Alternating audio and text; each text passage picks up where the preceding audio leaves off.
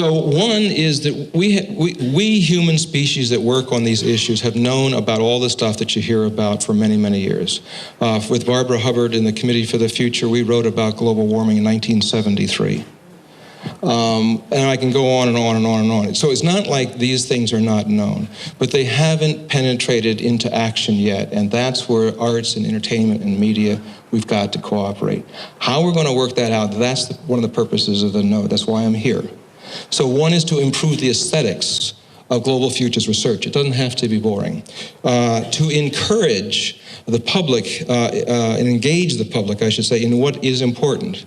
You know, I mean, how much time and creative effort has gone into telling people about O.J. Simpson? You know? Yeah. And I'll bet you, how many in this room has ever heard about CMAD? One.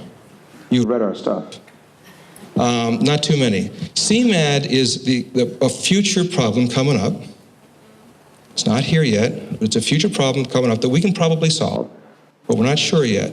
It's the idea of an individual working on his or her portable cyberspace, artificial intelligence lab, 3D biological printer that makes a bioweapon to knock out civilization.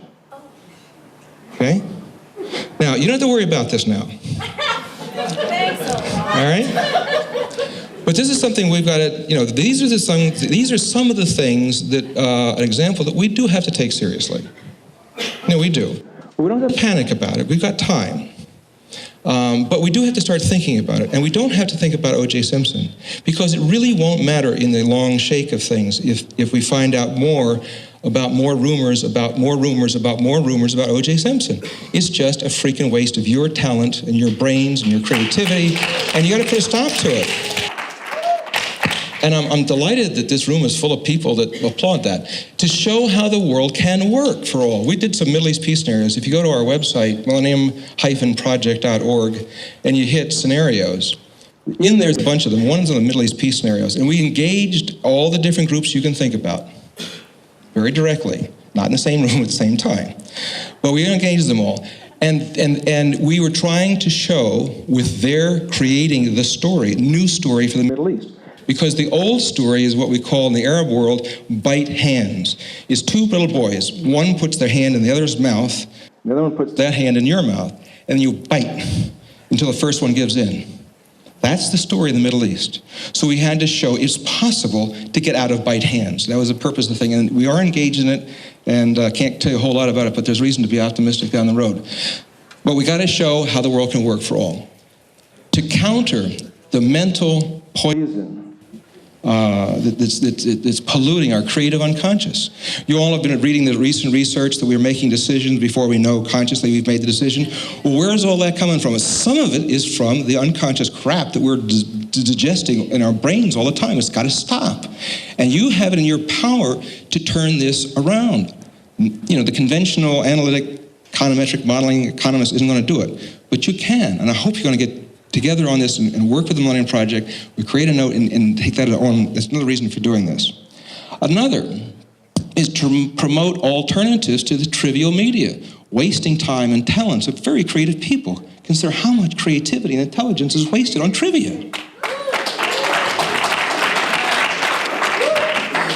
And to explore and improve the arts, as you were saying about how opera was created. I think that story is fabulous. Imagine if you all started to create together, think about what's the next step in arts. If we do that, then we'll stick it in the next State of the Future report. And then the idea is to implement it as well. Okay, now, here's the conventional futurist pitch in a short nutshell. All those things that have been making those changes are themselves changing rapidly and interdependently, making the changes, and the synergies are going faster than we can keep track of. I'm an observer because I write within the Academy of Science, and I listen at the cocktail hour to people who are top experts in the world saying, I cannot keep track of my own field anymore. Right? These are top folks in special fields, can't keep track of their things anymore. Now, the things that are making all those changes are accelerated themselves, which means that the last 25 years we talk about all this change is going to seem slow compared to the next 25 years.